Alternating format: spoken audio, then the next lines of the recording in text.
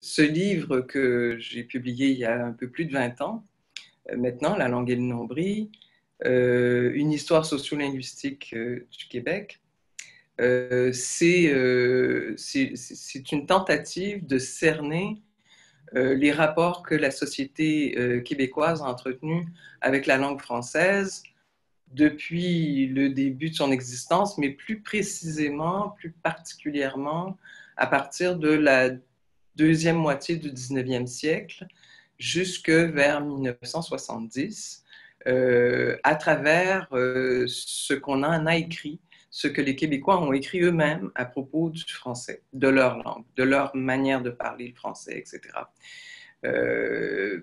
Parce que j'avais pris conscience à l'époque de mes études de linguistique, en particulier quand j'avais fait des études de sociolinguistique, que la façon dont la dynamique fonctionne à l'intérieur d'une société sur le plan linguistique est très, très étroitement liée avec des forces sociales, politiques, économiques, etc.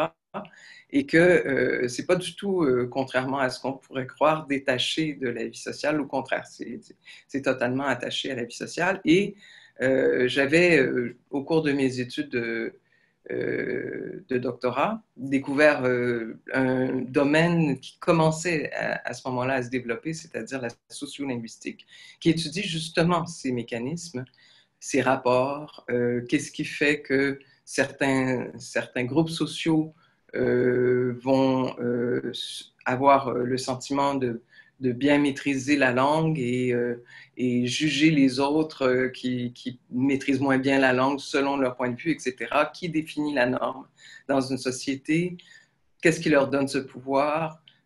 Pourquoi ceux qui ne définissent pas la norme peuvent à la fois reconnaître cette norme et estimer qu'ils ne la maîtrisent pas, etc. Donc ça, c'était des questions qu'on trouve dans toute société, mais ce qui m'avait frappé lorsque j'avais commencé à étudier cette question-là, moi j'avais une formation assez théorique en linguistique, c'est que dans les sociétés qui étaient décrites par les premiers sociolinguistes, je pense à notamment William Labov, qui étudie la société américaine, Labov considérait toujours qu'il y avait une strate sociale dominante qui était celle qui définissait la norme et qui, elle, se sentait en sécurité linguistique, alors que les autres strates sociales en dessous de celle-là éprouvaient une certaine insécurité linguistique. Cette notion d'insécurité linguistique m'avait énormément intriguée et intéressée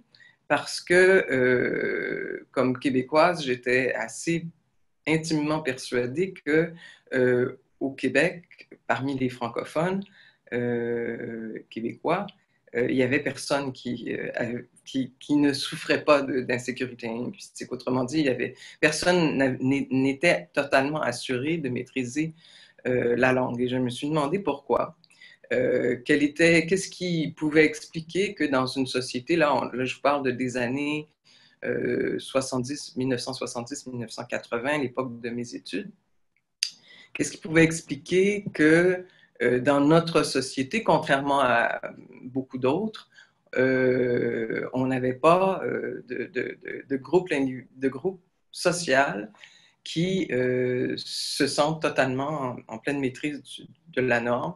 Bon, évidemment, la réponse évidente ou spontanée qu'on pouvait faire à l'époque, c'est parce que la norme, elle est définie ailleurs. Elle n'est pas définie au Québec, elle est définie en France et singulièrement à Paris, puisque bon, c'est le siège de la strate sociale supérieure française, et donc c'est cette strate supérieure qui définit la norme pour l'ensemble de la francophonie. D'une certaine façon, c'était perçu beaucoup comme ça à l'époque d'ailleurs, et c'était bon, il n'y avait rien de particulier là-dedans, sauf que moi j'avais l'impression que on avait un rapport beaucoup plus trouble et plus douloureux à la langue que simplement cette question-là, que cette question-là pouvait laisser supposer. Donc, j'ai pensé qu'il était nécessaire d'étudier l'histoire sociale du Québec, sociale, économique, politique, etc., pour essayer de comprendre comment s'était développé le sentiment difficile que j'observais autour de moi dans ma jeunesse. Alors, j'ai été amenée à étudier à travers les journaux et la presse écrite et les ouvrages, etc., tout ce que les Québécois ont écrit sur le français à partir d'à peu près le milieu du 19e siècle, parce qu'il n'y a pas beaucoup, en fait, il y a très peu d'écrits sur la langue avant le milieu du 19e siècle. Dès les premiers textes, presque très tôt en tout cas, on voit des critiques très insistantes sur le fait que le français qu'on parle au Québec n'est pas bon, n'est pas conforme à la norme, n'est pas élégant et qu'on maîtrise mal les mots, etc., ou les formules. Enfin, bon, il y a toutes sortes, la prononciation est critiquée, tout est critiqué. Bon, ces critiques vont devenir de plus en plus constantes et de plus en plus virulentes à mesure que le temps passe, si bien que quand on arrive aux années 1950, là, j'ai été, je dois dire, abasourdi par la virulence des textes de cette époque où on dit le français se meurt au Canada, on est en train de perdre la langue complètement. Il y a le phénomène de l'anglicisation qui avait commencé aussi vers la fin du 19e siècle, qui devient très, très aigu. Enfin, c'est perçu comme une détérioration très, très grave et de plus en plus à mesure que le temps passe. Si bien quand on arrive aux années 50, on sent que la société québécoise est littéralement en crise. Et c'est ce qui va déterminer une sorte de réaction politique qui va amener à la Révolution tranquille. C'est ce que j'essaie de démontrer, en tout cas dans mon livre, c'est que l'angoisse à l'idée qu'on est en train de perdre la langue et tout ça va mener à tout le mouvement politique qui a suivi ensuite avec la Révolution tranquille dans les années 60 et puis l'adoption des lois linguistiques dans les années 70, la loi 101, etc., etc., jusqu'à ce qu'on ait à peu près le sentiment d'avoir repris un peu la maîtrise de la situation. Ça change avec les années 60 et 70. Il y a cette reprise en main politique, économique et tout ça. Et on commence à exprimer notre volonté collective aussi avec les lois linguistiques et tout. Donc, les gens ont une meilleure opinion d'eux-mêmes, de leur identité. Ils ne se voient plus comme destinés à une vie médiocre et sans avenir. Au contraire, ils ont l'impression qu'ils appartiennent à une société dynamique, créatrice, etc. Et donc, ça a aussi des répercussions sur la perception qu'on a de la langue. À partir de ce moment-là, les gens commencent à penser que on ne parle pas exactement le même français qu'à Paris, mais à Bruxelles non plus, et puis à Dakar non plus, et puis après tout, en Suisse, à Genève, c'est pas exactement non plus. On a des accents, on peut très bien parler le français avec un accent différent, avec un certain vocabulaire qui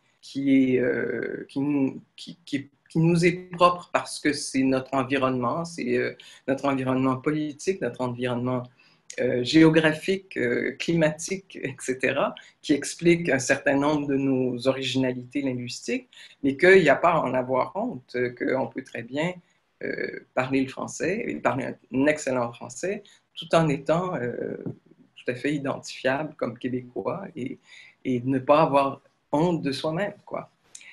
Pendant longtemps, donc, les emprunts à l'anglais, c'était le symptôme de la domination par les anglophones et le symbole de la position inférieure des Canadiens français. Donc, on rejetait ça violemment. Il y avait vraiment une allergie à ça. Et on cherchait toujours, et on cherche, bon, on a toujours continué à être assez réfractaire à ça. Mais je me disais, oui, à mesure que justement on se sent moins dominé, qu'on maîtrise mieux la situation, qu'on a plus le sentiment de contrôler les choses, etc., et on va peut-être en arriver à avoir une attitude qui est plus semblable à celle des Français, qui, eux, empruntent à tour de bras à l'anglais depuis déjà plus de 100 ans. Et ils se posent pas de problème avec ça. Eux, ça les dérange pas du tout. Bon, alors il y a un étiamble ou il y a un écrivain de temps en temps qui va s'insurger contre cette manie, parce que c'est vrai qu'ils vont très loin dans le genre, au point de nous choquer très régulièrement. En tout cas, au moins les gens de ma génération, tout au moins. Mais bon, ce que je voyais, moi, ce que j'observais en France, parce que j'y ai vécu plusieurs années, à l'époque de mes études, j'ai fait mon doctorat à Paris, je voyais bien que les gens n'avaient pas du tout le même rapport à ça que moi et que les Québécois en général. Et je me suis dit, ça tient à l'histoire, c'est qu'eux, ils ne se sentent pas menacés du tout. C'est juste, c'est la mode. Pour eux, c'est une mode. Et puis, si jamais les Chinois deviennent plus puissants à l'échelle de la planète, ils vont se mettre à emprunter du chinois. J'ai même cru à un moment que les Japonais, dans les années 90, là, c'était la grande période où le Japon était très en vue, en pointe et tout ça. J'ai même cru qu'on allait peut-être finir par passer aux Japonais. Mais bon, c'est une question de prestige. Et si le prestige de l'anglais s'affaiblit, ben, ce phénomène va s'affaiblir aussi. Et par ailleurs, pour les jeunes Français, mais même pour les Français en général, c'est une question de prestige. Utiliser des mots anglais, ça fait que ça veut dire on est branché, on est à la mode, on connaît les derniers trucs qui sont lancés par les Américains. Et ce que j'observe, c'est que les jeunes Québécois ont de plus en plus une attitude semblable, ce qui veut dire qu'ils se sentent moins menacés par l'anglais que les générations précédentes. Parce que pour nous, la menace, c'était que notre français se désintègre à force d'emprunter trop d'anglais. Mais maintenant, je pense qu'on a moins cette crainte-là parce que probablement les jeunes se sentent plus à l'aise, se sentent plus en maîtrise, en contrôle de l'ensemble de la situation.